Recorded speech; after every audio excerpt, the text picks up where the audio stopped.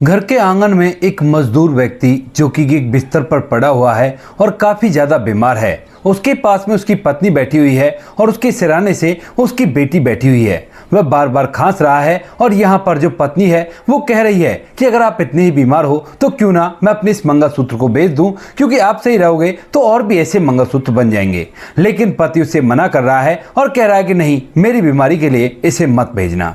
तभी अचानक से उनके दरवाजे पर एक गाड़ी आकर रुकती है, जिस गाड़ी से एक बहुत ही अमीर व्यक्ति उतरता है, जिसके हाथ में एक सूटकेस होता है। और जैसे वो उस घर के अंदर आता है तो यहाँ पर आने के बाद उस मजदूर से कहने लगता है कि भाई मुझे माफ कर देना, मैंने तुम्हारा बिल्कुल भी ख्याल नहीं किया और ये लो, ये तुम्हारी अमानत है और इसे तुम अपने पास रखो। कौन था वह अमीर व्यक्ति और किस वजह से इस गरीब मजदूर के घर में आया था, पूरी सच्चाई के बारे में जानने के लिए वीडियो को अंत तक जरूर देखें। कानपुर के अंदर एक कपड़ा मिल होती है जहां पर कॉटन से धागा बनाया जाता और धागे से बुनकर एक कपड़ा बनाया जाता है। बहुत बड़ी कपड़ा मिल थी और उस कपड़ा मिल के अंदर ढेर सारे मजदूर काम किया करते थे। अब कपड़ा मिल जो होती है वो चल भी अच्छी खासी रही थी, कोई भी कैसी भी दिक्कत नहीं थी। लेकिन धीरे धीरे जैसे जैसे मॉडर्न समय आता है तो उसी दौरान उस कपड़ा मिल को बहुत सारी मुसीबतों का सामना करना पड़ता है। यहाँ पर उनके ऑर्डर रिजेक्ट होने लगते हैं और उनके माल की बिक्री बहुत ही ज्यादा कम हो जाती है, क्योंकि विदेशी कपड़ा भी देश के अंदर आने लगता है और यहाँ पर इनका जो भाव होता है उस भाव की वजह से कपड़ा बिल्कुल भी नहीं बिन पाता है।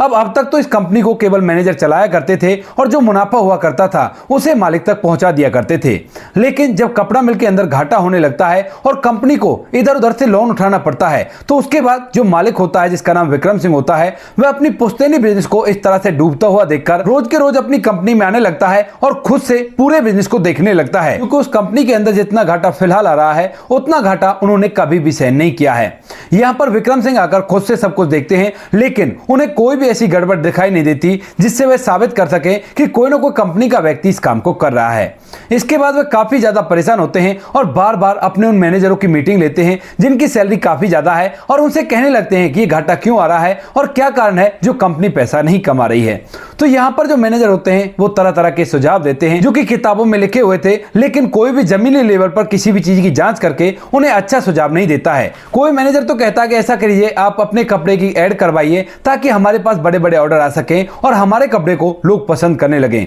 तो कोई कहने लगता है कि अपने कपड़े का थोड़ा सा दाम घटा दीजिए और उसके बाद यहाँ पर आपकी बिक्री ज्यादा हो जाएगी। अब ये सभी सुझाव केवल वही थे जो किताबों में लिखे हुए थे, लेकिन इन सुझावों से बिल्कुल भी विक्रम सिंह सेटिस्फाई नहीं होते हैं और उसके बाद गहन सोच विचार करने लगते हैं। लेकिन तभी जब विक्रम सिंह जी इस बात पर गहन सोच विचार कर रहे थे तो उसी दौरान उनको एक और बड़ा झटका लगता है। एक विदेशी कंपनी ने उनको बहुत बड़ा ऑर्डर दे रखा था, लेकिन जैसे ही थोड़ा सा माल उनके पास जाता है तो वो लोग खराब क्वालिटी को देखते हुए पूरे ऑर्डर को कैंसिल कर देते हैं और उनके माल को भी वापस भेजने के लिए बोल देते हैं। अब कंपनी पहले से घाटे में चल रही है और ऊपर से इतना बड़ा ऑर्डर कैंसिल हो गया, तो इस वजह से विक्रम सिंह को बहुत ज्यादा गुस्सा आता है और इसी गुस्से के चलते वे एकदम से उस सेक्शन में आ जाते हैं जहां पर मजदूर काम कर रहे थे और वहीं पर मैनेजर को धमका धमकाकर अपने पास बुलाने लगते हैं और उनसे कहने लगते हैं कि देखो अब बहुत हो गया और मुझे कोई ना कोई अच्छा सॉल्यूशन चाहिए इसका, ये सब चीज नहीं चलेगी क्योंकि कंपनी बिल्कुल डूबने को जा रही है और ये मेरी पुश्तैनी बिजनेस है, इसको मैं बिल्कुल भी डूबने नहीं दे सकता। अब ये बात विक्रम ने पूरे गुस्से में कही थी और इस बात को सुनकर जो भी मैनेजर बहुत महंगी महंगी सैलरी में वहां पर काम किया करते थे वो एकदम से चुप रह जाते हैं और जितनी भी मशीनें थी वो सारी के सारी मजदूर बंद कर देते हैं, क्योंकि मालिक को आज तक इतने गुस्से में किसी ने भी नहीं देखा है और यहां पर आकर तो उन्होंने मैनेजरों से कुछ भी नहीं कहा है। मालिक का गुस्सा देख कंपनी में पूरी तरह से शांति हो गई थी और कोई भी उनके सामने कुछ भी नहीं कह रहा था। विक्रम सिंह के आंखों में गुस्सा साफ साफ दिखाई दे रहा था और तभी अचानक से पीछे से एक व्यक्ति की आवाज आती है, जिस व्यक्ति का नाम होता है सतीश। सतीश जो कि इसी मिल का एक मजदूर है जो पिछले 15 साल से यहां पर काम कर रहा है। सतीश के घर में उसकी पत्नी है जिसका नाम होता है सविता और एक उसकी बेटी है जिसका नाम है ज्योति। ज्योति फिलहाल स्कूल में पढ़ा करती है 8वीं क्लास में, और जो ज्योति होती है वह पढ़ लिखकर एक बहुत बड़ा डॉक्टर बनना चाहती है। लेकिन जो सतीश की पत्नी होती है सविता, वह काफी ज्यादा बीमार रहा करती है। इसी वजह से बेटी डॉक्टर बनने के लिए बोला करती है, लेकिन पिता के पास इतने पैसे नहीं है कि वो बेटी को डॉक्टर बना सके और इसीलिए वह दिन रात एक करके मेहनत करता है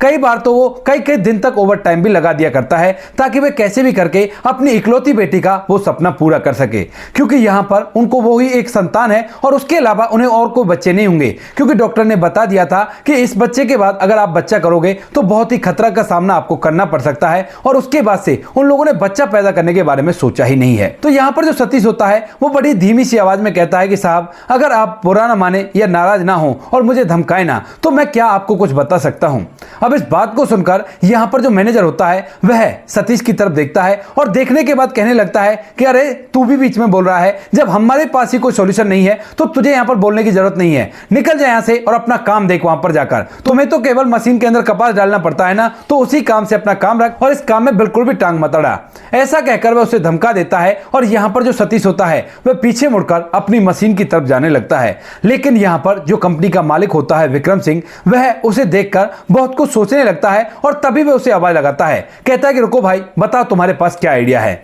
तो यहाँ पर जो सतीश होता है वो थोड़ा आगे बढ़ता है और आगे बढ़ने के बाद कहने लगता है कि साहब देखो, कंपनी ना चलने का एक मुख्य रीजन है और उस पर मैनेजर साहब की बिल्कुल भी नजर नहीं गई है। तो यहाँ पर वह पूछता है कि ठीक है बताओ क्या बात है। तो वो कहने लगता है कि दरअसल अब कंपनी के अंदर रेडीमेड कपड़े आ गए हैं और हमारी कंपनी का जो कपड़ा होता है वह रेडीमेड के मापदंड पर बिल्कुल भी खरा नहीं उतरता है। तो आपको ऐसा कपड़ा बनाना होगा, कुछ नई मशीनें लगानी होंगी और साथ में अपनी कंपनी का ही एक रेडीमेड कपड़ों का ब्रांड लॉन्च कीजिए ताकि आपका कपड़ा आपकी कंपनी में प्रोसेस होकर बिकने लगे, और रेडीमेड कपड़ों की काफी ज्यादा मार्केट है। अब ये बात सुनकर सभी लोग तरह तरह की बातें बनाने लगते हैं कि बताओ ये बात मालिक के दिमाग में नहीं आई होगी क्या, जिसे ये बता रहा है, और क्या फिर इन बड़े बड़े मैनेजरों के दिमाग में नहीं आई होगी। ऐसा कहकर वो कहने लगते हैं कि खामा खाई इसने तो टाइम बर्बाद कर दिया, लेकिन मालिक के दिमाग में चलने लगा था कि यह व्यक्ति जो भी कह रहा है वो बिल्कुल सही कह रहा है और मुझे ऐसा ही करना चाहिए अगर अपने डूबते हुए बिजनेस को बचाना है। तो उसके बाद वह कहता है कि ठीक है, तुमने सही सुझाव दिया और अब अपना काम देखो, मैं इस काम पर अमल करता हूं।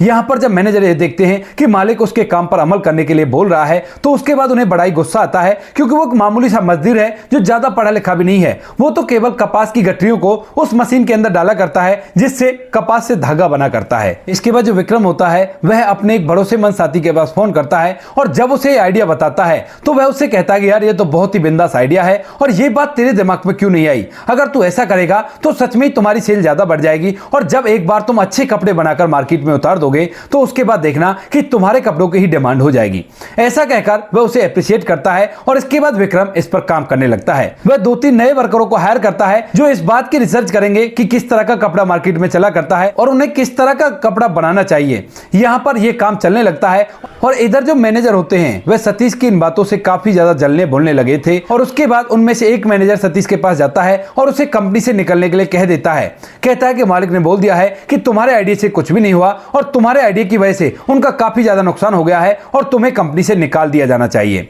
इसके बाद सतीश, जिसको कुछ भी नहीं पता था, वह चुपचाप उस कंपनी को छोड़ देता है और छोड़ने के बाद वहां से अपने घर में चला जाता है। धीरे धीरे कुछ समय बीता है और कुछ समय बाद वह किसी और कंपनी में भी नौकरी करने की कोशिश करता है, लेकिन कहीं पर भी उसे इस तरह की नौकरी नहीं मिलती जिस नौकरी में यहां पर रहकर गुजारा हो सके और अच्छी तरह से जीवन व्यतीत हो सके, क्योंकि इस कंपनी के अंदर तो वो काफी पुराना वर्कर था और इसी वजह से यहां पर अच्छी सैलरी मिला करती थी। लेकिन जब नई कंपनी में जाता है तो उस तरह की मशीनें भी वहां पर नहीं है और उस तरह के रोजगार भी वहां पर नहीं है, तो इसी वजह से उसे कम सैलरी में और छोटे काम पर रखा जाता है। लेकिन सतीश का इतने में गुजारा नहीं होता है, तो धीरे धीरे कुछ दिनों तक तो वो ऐसे ही करके वहां पर समय बिताता है। लेकिन जब पैसों के बिना हाथ पूरी तरह से तंग हो जाता है और साथ में वह इस बात को सोच सोचकर परेशान होता है कि जिस कंपनी को 15 साल दिए उसने एक झटके में मुझे निकाल दिया और बिल्कुल भी ये नहीं सोचा कि 15 साल से ये हमारे साथ है तो इसके साथ ऐसा बिल्कुल भी नहीं करना चाहिए। इन बातों को सोच सोचकर वह काफी ज्यादा बीमार भी रहने लगता है और जब पैसों की तंगी आ जाती है तो यहां पर जो सतीश होता है वह अपनी पत्नी सविता से कहकर उसे गांव ले जाने के लिए बोलता है। कहता है कि सविता चलो गांव चलते हैं, क्योंकि यहां पर समय व्यतीत नहीं होगा और गांव में तो कैसे भी करके अपना जीवन बिता ही लेंगे। ऐसा कहकर जो सतीश होता है वह सविता और अपनी बेटी के साथ वहां से सीधा गांव चला जाता है, अपने गांव वाले पुश्तैनी घर में। घर तो क्या, वो एक तरह से खंडर बना हुआ था, लेकिन यहां पर आने के बाद जो सविता होती है वो जैसे तैसे करके उस खंडर की सफाई करती है और वहीं पर पड़ोसियों से सामान मांगकर उसी के अंदर अपना समय व्यतीत करने लगती है। अड़ोसी पड़ोसी जब उसे देखते हैं तो उसके बाद उसकी मदद भी करते हैं जैसी उनसे बनती है, लेकिन सतीश की बीमारी में बिल्कुल भी फर्क नहीं होता है और वह तो और भी ज्यादा बीमार होता हुआ चला जाता है। यहाँ पर घर के अंदर जो उसकी पत्नी के जितने भी जेवर थे वो सारे के सारे बिच गए थे अपने पति के इलाज के लिए और लास्ट मंगलसूत्र बचा हुआ था। अब इन बातों को लगभग 3 महीने हो गए थे और 3 महीने बाद एक दिन दोपहर के समय यहाँ पर पूरा परिवार आंगन में जो पेड़ होता है उस पेड़ के नीचे खटिया डालकर, सतीश तो लेटा हुआ था, उसकी पत्नी वहीं पर बैठी हुई थी और जो बेटी होती है वो सिराने से लगकर जमीन में बैठी हुई थी। यहाँ पर सभी लोग आपस में बात कर रहे थे और पत्नी कहने लगती है कि ऐसा करते हैं, मैं इस मंगलसूत्र को बेच देती हूँ क्योंकि आपका इलाज जरूरी है। अगर आप ठीक रहोगे तो इस मंगलसूत्र को आप और भी बनवा सकते हो और इसी वजह से आप मुझे इसे बेच लेने दो। लेकिन यहाँ पर सतीश मना कर देता है, कहता है कि नहीं सविता, ये मेरे प्यार की निशानी है और मैंने तुम्हें उस टाइम पर इसे दिया था, तो इसको तो बिल्कुल भी नहीं बेचेंगे और इसको तो तुम अपने पास ही रखो। कोई बात नहीं, मैं जल्द से ठीक हो जाऊंगा और कैसी भी परेशानी नहीं है। पत्नी इस बात को सुनकर अपनी आंखों में आंसू ले आती है और बार बार उसे मंगलसूत्र बेचने की जिद करने लगती है क्योंकि अब उनके पास पैसे नहीं है इलाज करवाने के लिए और अड़ोसी पड़ोसियों ने भी अब 3 महीने तक देखने के बाद अपने हाथ पीछे की तरफ खींच लिए हैं। अब ये सभी बातें चली रही थी, परिवार के अंदर गम का माहौल था, लेकिन तभी उनके दरवाजे पर एक बहुत ही महंगी कार आकर रुकती है और उससे उतरते हैं विक्रम सिंह, जिनके हाथ में एक सूटकेस होता है और जैसे वो इस घर को देखते हैं तो देखने के बाद बड़े हैरान होते हैं और उसके बाद घर के अंदर आ जाते हैं। अब जैसे यहाँ पर जो सतीश होता है वह विक्रम सिंह को आते हुए देखता है तो सोचने लगता है कि कहीं अपने घाटे की वजह से ये मुझसे कुछ कहने के लिए तो नहीं आए और इसी वजह से एकदम से खड़ा होने लगते हैं। लेकिन जैसे विक्रम सिंह यहाँ पर आते हैं तो आने के बाद कहते हैं कि कोई बात नहीं, लेटे रहो, और क्या हुआ तुम्हें, तुम इस तरह से शहर को छोड़कर यहाँ पर क्यों आ गए। तो उसके बाद यहाँ पर जो सतीश होता है वो कहता है कि साहब वो तो सब कुछ मैं आपको बता दूंगा, लेकिन आप ये बताओ कि आप यहाँ पर क्यों आए हो। तो उसके बाद यहाँ पर जो विक्रम सिंह होते हैं वो एकदम से उस सूटकेस को आगे करते हैं जिस सूटकेस के अंदर तकरीबन 1 करोड़ रुपए थे और उसे आगे करने के बाद कहते हैं कि देखो भाई, ये तुम्हारा इनाम है और इसे मैं तुम्हें देने के लिए आया हूं। अब जैसे यहाँ पर वह सूटकेस खोलकर उनके सामने करता है तो दोनों पति पत्नी की आंखें फटी के फटी रह जाती हैं और सतीश पूछने लगता है कि सर इसकी क्या जरूरत थी और ये पैसा आप मुझे क्यों दे रहे हो। तो यहाँ पर विक्रम जो होता है वो पूरी कहानी बताता है, कहता है कि तुमने जो सुझाव दिया था मैंने उस पर काम किया और काम करने के बाद वो काम अच्छी तरह से चल निकला, लेकिन आज सुबह सुबह पूरा हिसाब किताब लगाने के बाद जब मुझे पता चला कि 3 महीने के अंदर कंपनी ने लगभग 50 लाख रुपए को फायदा कर लिया है तो उसमें से इतना हिस्सा तो तुम्हारा बनता ही है। और इसी को देने के लिए जब मैंने मैनेजर से कहा कि उस वर्कर को बुलाओ जिसने हमें आइडिया दिया है, तो उसके बाद मैनेजर बताता है कि तुम नौकरी छोड़कर वहां से आ गए थे, तो इसी वजह से मैं तुम्हें ढूंढता ढूंढता तुम्हारे गांव तक आ गया। जब मैंने वहां पर जाकर पता किया कि यह व्यक्ति कहां रहा करता है तो उन लोगों ने मुझे बताया कि वो तो शायद अपने गांव चला गया है और आपको उससे मिलने के लिए उनके गांव जाना होगा।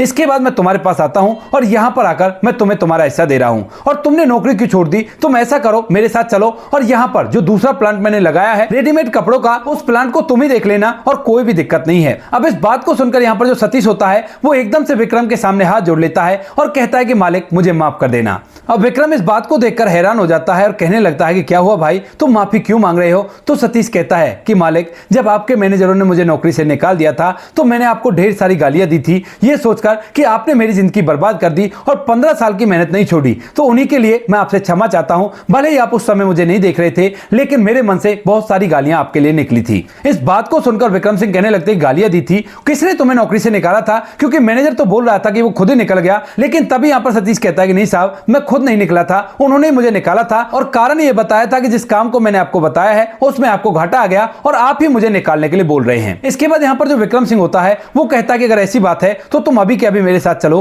और उस मैनेजर को सबक सिखाना है मुझे। इसके बाद जो सतीश होता है पहले तो मना करता है, लेकिन विक्रम सिंह जिद करता है और कहता है कि अभी के अभी चलो और उन पैसों को सतीश की पत्नी को देकर वहां से सतीश को अपने साथ बिठाकर उस कंपनी में ले जाता है और वहां पर जाकर मैनेजर को उसके सामने खड़ा कर देता है। अब जैसे मैनेजर सतीश को अपनी आंखों के सामने देखता है तो एकदम से उसकी सिट्टी पिट्टी गोल हो जाती है और वह बहुत कुछ सोचने लगता है और विक्रम सिंह के पैर पकड़कर रोने लगता है। कहता है कि सर मुझे माफ कर दो, दरअसल मैं इससे जल गया था कि यह एक मामूली सा मजबूर होकर आपको सुझाव बता रहा है और आप उस सुझाव पर काम कर रहे हो, तो इसी वजह से मैंने इसे नौकरी से निकाल दिया। लेकिन मुझे नहीं पता था कि आप इसका धन्यवाद करना चाहोगे और आप इससे मिलने के लिए इसके घर तक भी जा सकते हो। अगर ऐसा कुछ पता होता तो मैं बिल्कुल भी ऐसा नहीं कहता। ऐसा कहकर जो मैनेजर होता है वो गिड़गिड़ाने लगता है और मालिक के सामने हाथ जोड़ने लगता है। लेकिन यहां पर मालिक उसे माफ करने के बिल्कुल भी मूड में नहीं था और वो कहता है कि निकल जाओ मेरी कंपनी से, तुम लाखों रुपए सैलरी लिया करते हो लेकिन इतनी सिंपल सी बात को नहीं देख पाए जिसको एक मामूली सा मजदूर देख सकता है, तो तुम्हें मुझे रखने की क्या जरूरत है? यही है ना, यही सब कुछ काम कर लेगा और मैं आज से इसे उस वाले प्लांट का हेड बना रहा हूं और वहां पर रहकर ये काम करेगा। इसके बाद जो विक्रम होता है तो मैनेजर को निकालना चाहता है, लेकिन यहां पर जो सतीश होता है वो उससे कहता है कि साहब इसको मत निकालो, मुझे पता है कि जब नौकरी छूट जाया करती है तो कैसा लगा करता है और बिल्कुल भी इसे मत निकालो, कोई बात नहीं, इसकी पहली गलती समझकर इसे माफ कर दो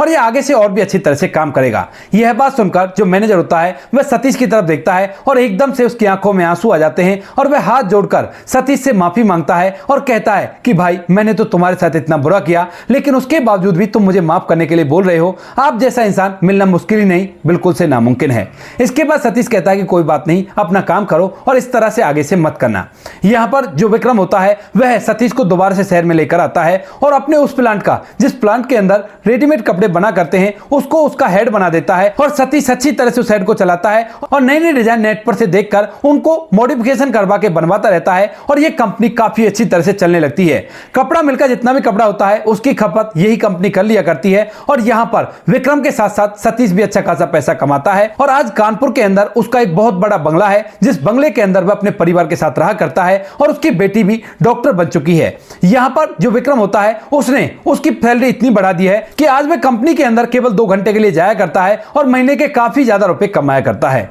तो दोस्तों ये थी कहानी एक मजदूर की, जिस मजदूर ने मालिक को ऐसा सुझाव दिया जिसके बाद वो अपनी डूबती हुई कंपनी को बचा लेता है। आप क्या कहना चाहते हो इस कहानी के बारे में? आपकी जो भी राय कमेंट सेक्शन में लिख सकते हो, लोगों के साथ शेयर कर सकते हो। वीडियो अगर अच्छी लगी हो तो वीडियो को लाइक और चैनल को सब्सक्राइब जरूर करें ताकि हमें थोड़ा सा हौसला मिल सके आप लोगों के लिए ऐसे अच्छे वीडियो बनाने के लिए। इन कहानियों को सुनाने का उद्देश्य किसी को परेशान करना बिल्कुल भी नहीं है। ये कहानी आपको इसलिए सुनाई जाती है ताकि आप लोग इन कहानियों में से कुछ ना कुछ सीख सको और अपने जीवन में उस चीज को अप्लाई कर सको। मिलते हैं किसी नेक्स्ट वीडियो नेट टॉपिक के साथ, तब तक के लिए जय हिंद, जय भारत, जय हिंदुस्तान।